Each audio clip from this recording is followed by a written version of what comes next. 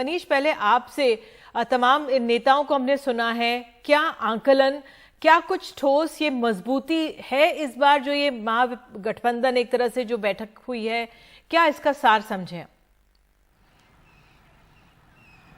देखिए, जो सार था वो ममता बनर्जी जब अपना रिएक्शन दे रही थी इस मीटिंग में, जब प्रेस कॉन्फ्रेंस चल रहा था, उन्होंने सबसे अच्छे तरीके से समअप किया था कि 2024 का लोकसभा का चुनाव हमें साथ लड़ना है, इसलिए हम एकजुट रहेंगे। हमारे अंदर कुछ मुद्दे हैं जिसके बारे में राहुल गांधी ने भी स्वीकार किया था कि अंतर्विरोध हैं, लेकिन इसको बैठकर मिलकर बात करके सुलझाया जाएगा। तीसरी बात जो है कि ये जो बैठकों का आज जो है दौर शुरू हुआ है, बैठकें और होंगी,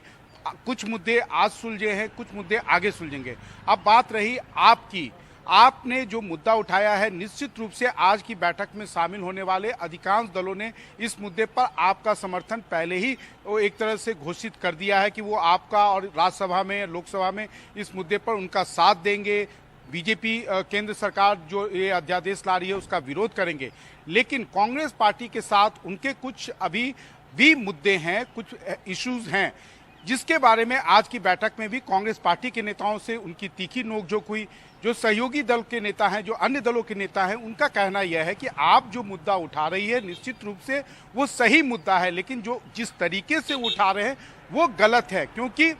ये जो बैठक है ये 2024 के चुनाव के लिए है, ना कि दिल्ली की सरकार के लिए है। अलग अलग सहयोगी दल, जैसे वो एक उदाहरण देते हैं कि Uddhav Thackeray common civil code पर उन्होंने हमेशा समर्थन किया है, उन्होंने हमेशा उसकी मांग की है, लेकिन उद्धव ठाकरे कभी भी किसी बैठक में, अगर वो भी जिस प्रकार से अरविंद केजरीवाल दिल्ली के अध्यादेश को मुद्दा बना रहे हैं, तो कल को अगर उद्धव ठाकरे भी कहें कि आप सब पहले जो है इसका समर्थन करें तभी मैं बैठक में शामिल होऊंगा, तब विपक्षी एकता कभी भी संभव नहीं हो सकती है। और सभी दलों ने, कुछ दलों के नेताओं ने आज अरविंद केजरीवाल के साथ उनको एक तरह से काउंसलिंग करने की भी कोशिश की कि ये जो मुद्दा है, हर आदमी को अपने जो विवादास्पद मुद्दे हैं कम से कम इन बैठकों में उसे एक साइड रखना होगा, उसे कहीं ना कहीं थोड़े से पृष्ठभूमि में रखना होगा। और हम जो है 2024 के लिए जुटे हैं, हमें बीजेपी को हटाना है और वहाँ पर हम अपने एक कॉमन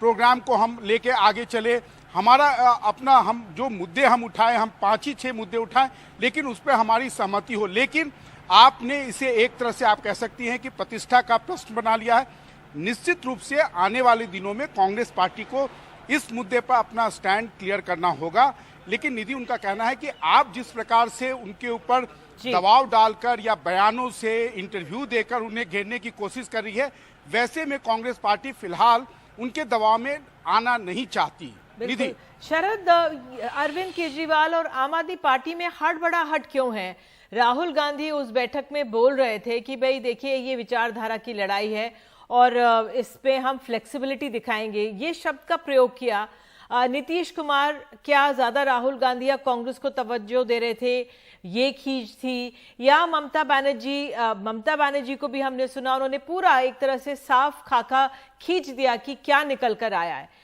हड़बड़ी क्यों है आम आदमी पार्टी में? क्योंकि आम आदमी पार्टी कांग्रेस पर आरोप लगाती है कि वो बीजेपी की बी पार्टी है और कांग्रेस आम आदमी पार्टी पर आरोप लगाती है कि वो बीजेपी की बी पार्टी है, तो ये क्या हो रहा है?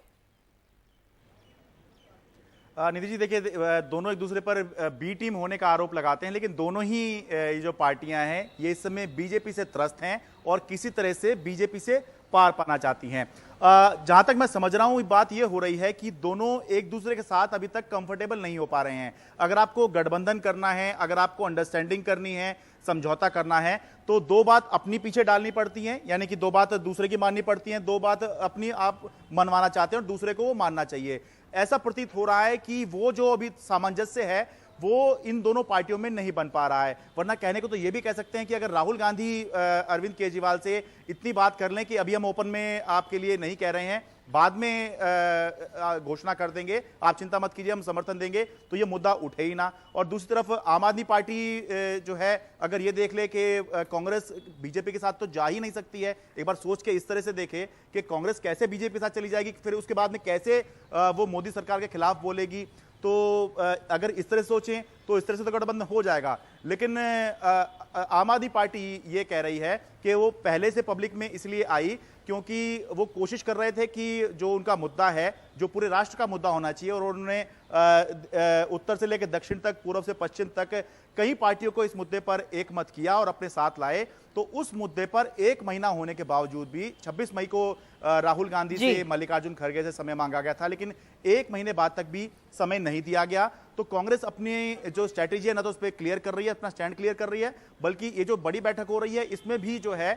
इस पर चर्चा वो नहीं करना चाह रही है। तो इसीलिए जो है पहले भी ये बात लग रही थी कि ऐसी बात हो सकती है कि वॉकआउट हो जाए, लेकिन आज वॉकआउट नहीं हुआ। लेकिन इतना जरूर हुआ कि अरविंद केजरीवाल बैठक में तो शामिल हुए, लेकिन इसके बाद जो प्रेस कॉन्फ्रेंस हुई उसमें वो शामिल नहीं हुए। खैर, बिल्कुल शरद, हमने ये देखा है कांग्रेस ने, आपको याद होगा कि महाराष्ट्र का जो सावरकर का मसला था उसमें एक तरह से चुप्पी साधने की क्योंकि शिवसेना के साथ एक तरह से विचारधारा की बात आ रही थी तो सहयोग किया। तो यहाँ पर भी अब विपक्षी नेताओं को, तमाम विपक्षी दलों को एक दूसरे के साथ लचीलापन दिखाना होगा, नहीं तो जो ये बैठकें हो रही हैं कितनी कारगर साबित होंगी एक सवाल बन के रह जाएगा। शरद, आपने और मनीष आपने